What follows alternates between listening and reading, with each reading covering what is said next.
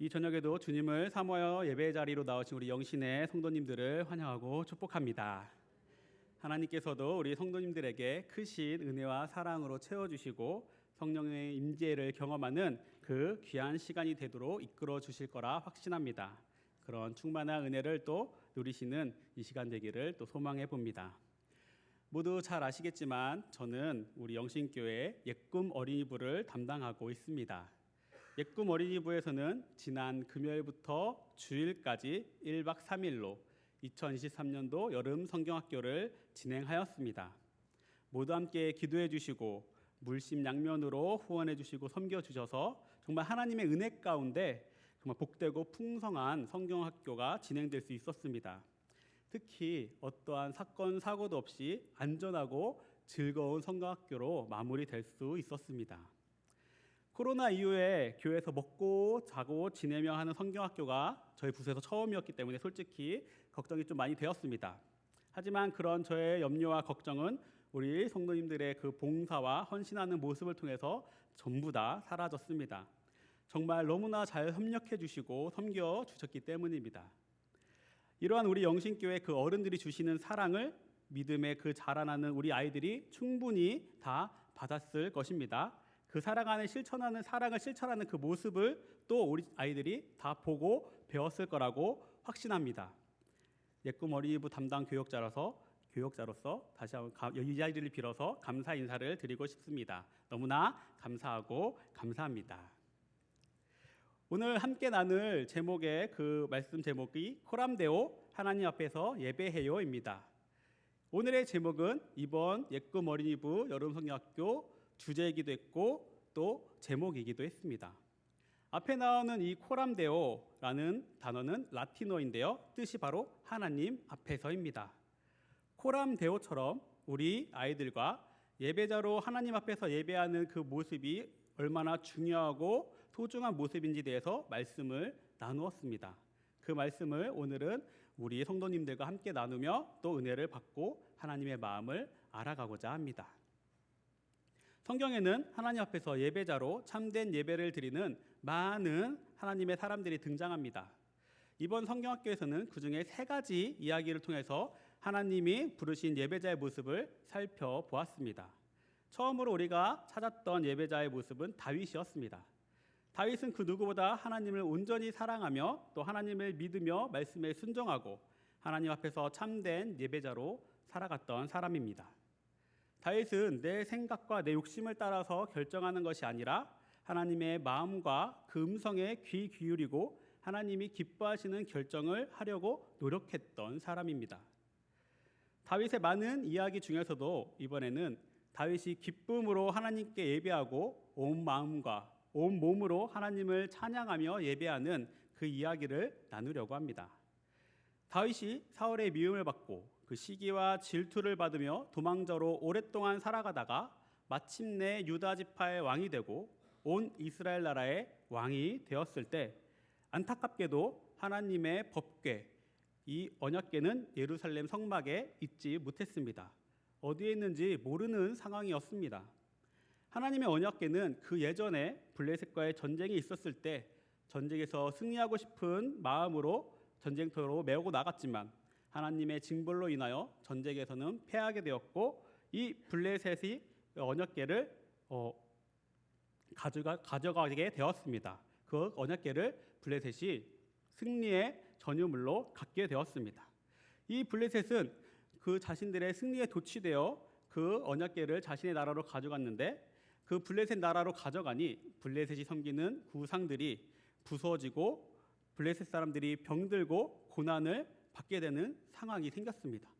그러자 이 블레셋 사람들은 하나님의 언약궤를 이스라엘 나라의 기럇 여아림이라는 동네로 다시 돌려보냈습니다. 그렇게 20년 동안이나 이 하나님의 언약궤는 방치되어 있었습니다. 그러다 다윗이 왕이 된 후에 언약궤가 기럇 여아림에 있다는 소식을 듣고 다윗은 언약궤를 어려운 과정을 거쳐서 ом겨오고 드디어 예루살렘 성으로 다시금 가져올 수 있게 되었습니다. 하나님을 너무너무나 사랑했던 이 다윗은 하나님의 말씀이 담긴 언약궤 앞에서 그 누구의 신경 쓰지 않고 자신의 그 마음 다해서 진심으로 기뻐하며 하나님의 법궤가 성으로 들어올 때 앞에 나가 맞이하면서 덩실덩실 춤을 추며 하나님께 경배하고 찬양하고 예배하였습니다. 다윗은 하나님 앞에서 자신의 그 왕이라는 그 신분 자체도 중요하게 여기지 않았습니다. 오로지 하나님께 집중하고 하나님의 마음에 초점을 맞춰서 하나님이 기뻐하실 것만을 생각하고 하나님께 공감해 드리면서 정말 어린아이와 같은 순수한 마음으로 하나님 앞에서 기쁨으로 예배하는 예배자가 되었습니다. 우리는 이 다윗의 예배하는 모습을 통해서 하나님이 찾으시는 예배자는 하나님 앞에서 기쁨으로 예배하는 사람이라는 것을 깨닫게 되었습니다. 두 번째로 우리가 찾았던 예배자는 남유다의 여호사밧 왕입니다.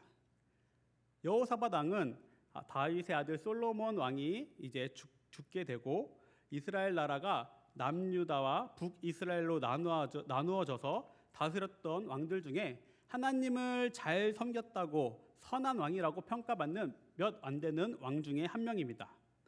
여호사밧은 왕이 되고 나서 남유다에 있던 그 우상의 산당들과 목상들을 제거하려고 노력했고 여호와의 율법책을 가지고 오로지 하나님의 말씀을 따라서 백성들이 섬길 수 있도록 나라를 다스렸습니다. 그러니 어찌 하나님께서 이 여호사밧을 사랑하지 않을 수 있겠습니까? 하나님께서는 여호사밧 왕을 도와주셔서 작은 남유다를 강한 나라로 만들어 주셨습니다. 그래서 심지어 주변에 있는 나라들 블레셋이나 다른 아라비아 사람들이 여호사밧 왕에게 조공을 바치기도 했습니다.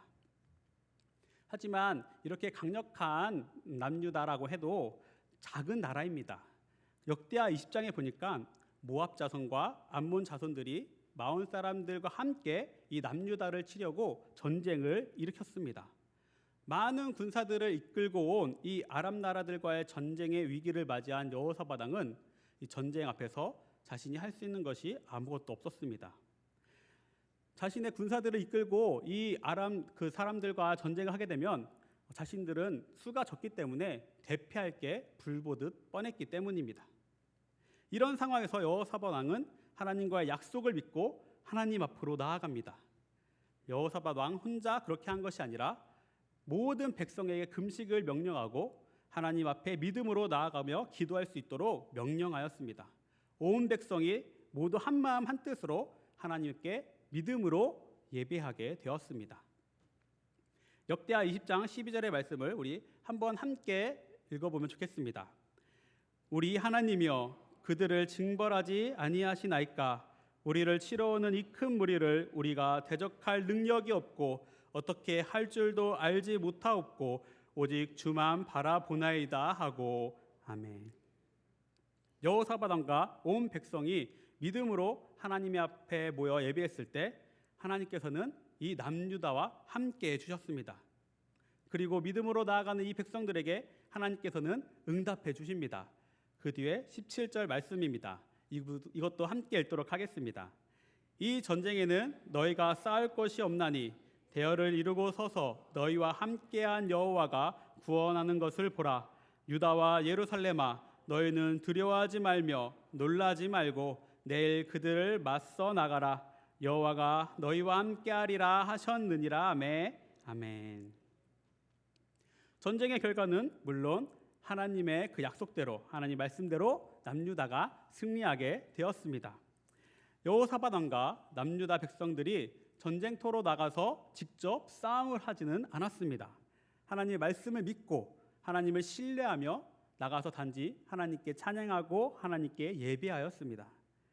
이후에 나오는 말씀을 보니까 남유다 백성들과 여호사밧 왕이 이렇게 하나님을 예배했을 때 하나님께서는 복병을 두어서 아람 연합군들을 치셨고 연합군들이 서로 쳐서 서로를 죽이는 역사가 일어나게 되었다고 기록되어 있습니다. 그리고 여호사밧 왕과 남유다는 큰 승리를 경험하게 됩니다. 이렇게 큰 승리를 경험한 여호사밧 왕과 남유다 백성들은 또 하나님 앞에 모여서 찬양하며 예배했습니다. 이 사건으로 이방 모든 나라가 하나님을 두려워하게 되었고 여호사밧의 그 나라가 태평하게 되었으며 하나님께서는 여호사밧과 남유다 백성들에게 평강을 주셨다고 합니다. 여호사밧 왕과 남유다의 이야기를 통해서 하나님께서 찾으시는 예배자는 어떠한 상황에서도 하나님을 믿고 예배하는 사람이라는 것을 우리는 알게 되었습니다. 믿음으로 하나님 앞에 모여 예배했을 때 하나님께서는 그런 하나님의 백성들과 함께 해주셨고 그들을 승리하게 하셨습니다. 전쟁하기 전이나 전쟁에서 승리한 후나 어떠한 상황에도 우리는 하나님을 신실하게 믿고 그 믿음으로 예배할 수 있는 예배자가 되어야 합니다. 마지막으로 고넬료와 베드로의 이야기를 통해서 하나님의 마음을 나누고 싶습니다. 고넬료는 가이사랴라는 도시에 살고 있던 로마 군대의 백부장이었습니다. 그는 성전에 나와 예배할 수 없는 이방인이었습니다. 그러나 고넬료는 하나님을 믿는 그 믿음을 가지고 있었고 매일 정한 시간 하나님께 기도하며 하나님 앞에 예배자다운 삶을 살기로 노력하는 사람이었습니다. 또한 말씀을 따라서 하나님의 그 사랑을 실천하는 어려운 이웃들을 도와주고 구제하는 사람이었습니다. 하나님께서는 그런 고넬료에게 기도 중에 환상을 보여주셨습니다. 하나님의 사자, 그러니까 천사가 이 고넬료 앞에 일어나서 하나님께 내 기도와 구제를 하는 것은 너의 그 모습을 기억하고 보고 계신다. 지금 사람을 욥바로 보내서 베드로라는 사람을 청하여 너네 집으로 데리고 오라 라고 알려주셨습니다. 고넬료는 하나님께서 하시는 그 말씀에 순종해서 당장 사람을 욥바로 보내게 됩니다. 베드로는 이때 천사가 알려준 대로 욥바라는 도시의 무두장이 시몬의 집에서 함께 거하고 있었습니다. 베드로도 이제 기도 시간에서 지붕 위에서 기도하는데 하나님의 환상을 보게 되었습니다. 하늘에서 한 그릇이 내려와서 베드로 앞에 놓여 있는데 그 그릇 안에는 네 발 가진 짐승과 기는 것과 공중에 나는 것들이 들어 있었습니다. 그러면서 하나님의 그 음성이 들리는데 이것들을 잡아 먹으라라고 하시는 것입니다. 하지만 베드로는 그 말씀에 순종하지 못했습니다. 그릇에 들어있는 짐승들은 율법에서 부정하다라고 정해놓은 짐승들이었습니다. 그러니까 하나님께서도 이 짐승들은 정결하지 못하니 하나님의 백성들은 이 짐승을 먹지 말라고 명령하셨던 것들이었습니다. 그러니 짐승들을 잡아먹으러 하시는 하나님의 말씀에 베드로는 선뜻 순종하지 못하고 못 먹는다고 계속 거부하고 있었던 것입니다. 그때 하나님께서는 또 베드로에게 하나님께서 깨끗하게 하신 것을 내가 속되다 하지 말라라는 말씀도 주십니다. 이렇게 3번이나 베드로는 하나님의 음성을 듣게 됩니다. 그러는 와중에 고넬료가 보낸 사람들이 욥바 그 시몬의 집에 와서 베드로를 찾았습니다. 베드로는 이게 무슨 일인지 궁금했지만 성령님의 또 인도하심 따라서 성령님이 감동을 주셔서 이 사람들과 함께 가라, 내가 그들을 보내었다라는 말씀을 깨닫고 베드로는 이 말씀에 또 순종해서 가이사랴라는 도시로 가게 됩니다. 베드로가 가이사랴의 그 고넬료 집에 도착했을 때 고넬료 집에는 많은 사람들이 모여 있었습니다. 고넬료가 하나님의 환상을 보고 확신이 있었기 때문에 이제 베드로가 도착할 때를 기다리면서 자신의 있는 모든 집에 있는 사람들과 자신의 친척들과 자신에게 가까이 있던 그 사람들을 전부 다 초대했던 것 같습니다. 그래서 이 사람들이 전부 다 베드로가 오기만을 학수고대하고 있었습니다. 베드로는 그 고넬료의 집에 도착하여 그들을 만나고 하나님께서 보여주신 그 부정한 짐승을 먹으라는 환상의 의미를 깨달을 수 있었습니다. 하나님께서는 율법을 통해서 하나님의 백성이 지키며 살아가야 하는 하나님의 법을 알려주셨지만 예수님을 통해서 휘장이 갈라지고 모든 사람이 하나님 앞에 나아갈 수 있게 되었으니 새로운 하나님의 마음을 배울 수 있어야 한다는 것이었습니다. 베드로가 이번에 깨기로 배운 하나님의 마음은 바로 하나님께서는 하나님이 택하여 부르신 이스라엘 민족뿐만이 아니라 이 모든 세상을 모든 사람을 창조하셨으니 이 모든 사람을 또 사랑하시고 모든 사람에게 구원의 은혜를 베풀고 싶다는 마음이었습니다. 사도행전 10장 34절과 35절의 말씀도 함께 읽어보도록 하겠습니다. 베드로가 입을 열어 말하되 내가 참으로 하나님의 사람의 외모를 보지 아니하시고 각 나라 중 하나님을 경외하며 의를 행하는 사람은 다 받으시는 줄 깨달았도다. 아멘. 그래서 베드로는 하나님의 마음을 따라서 그 고넬료와 그의 집에 있는 모든 사람들에게 예수님에 대해서 가르쳐 주었고 복음에 대해서 알려주었습니다. 예수님께서 우리 모든 죄를 사하해 주셨다는 십자가의 사건도 전해 주었습니다. 고넬료와 사람들은 베드로의 가르침을 받고 그 말씀을 진심으로 믿게 되었습니다. 그때 성령님이 고넬료와 그 집에 있는 모여있는 사람들에게 임하셨고 그들은 방언을 말하며 하나님을 찬양하고 예배하였습니다. 베드로는 그 광경을 또 목격하면서 참으로 하나님께서는 할례받지 않는 이방인들도 구원하신다는 사실을 확신할 수 있게 됐고 고넬료와 그 모인 사람들에게 세례를 베풀며 더 함께 머물면서 거기에 머물면서 하나님의 말씀을 가르치게 되었습니다. 하나님께서는 이방인이 고넬료에게 그 베드로 사도를 보내주셨습니다. 그리고 베드로 사도를 통해서 예수님과 복음을 알게 하는 은혜를 주셨습니다. 예수님을 알게 된 이 고넬료는 하나님께서 구원을 선물로 주신 거에 감격하며 예수님을 믿는 그 믿음으로 이방인이었지만 이제 앞으로 하나님 앞에서 자유롭게 예배할 수 있게 되었습니다.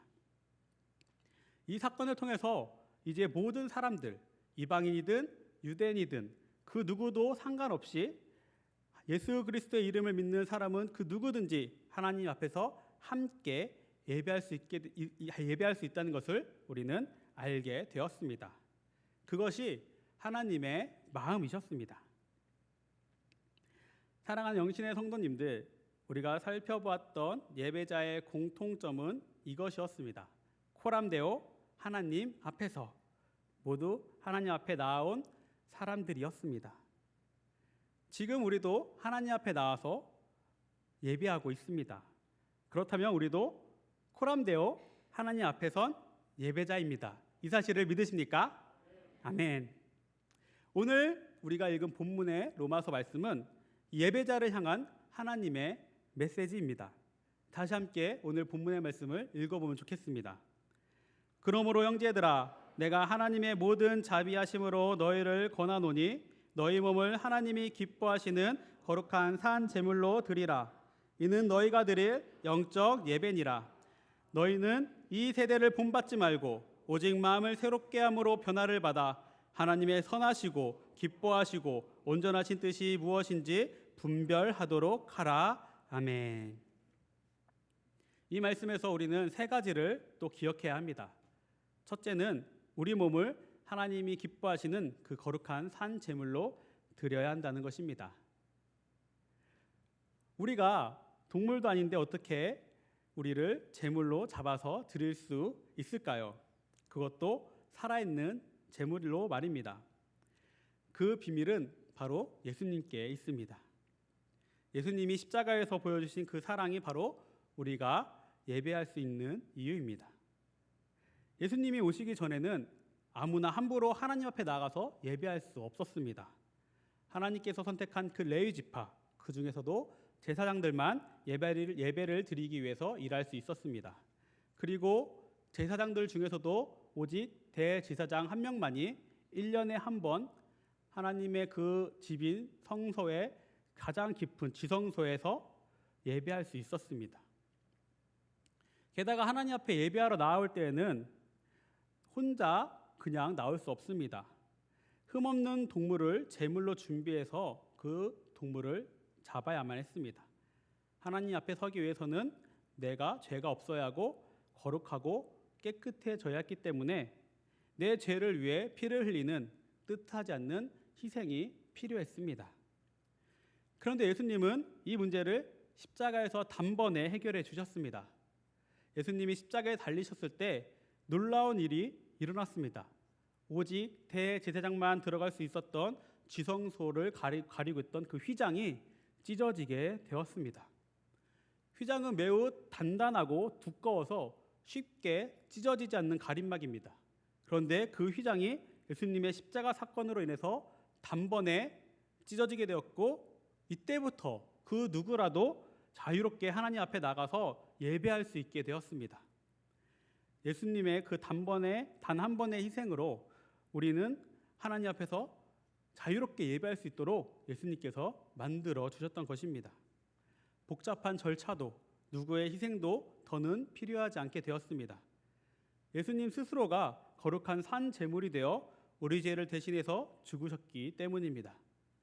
이제 우리는 하나님께서 그 아들 예수님을 통해 보여주신 그 십자가 사랑으로 인해 우리 자신을 거룩한 산 제물로 드릴 수 있게 되었던 것입니다. 오직 예수님의 이름을 믿고 붙잡는 사람은 언제 어디서나 하나님 앞에 예배자로 설 수 있게 되었습니다.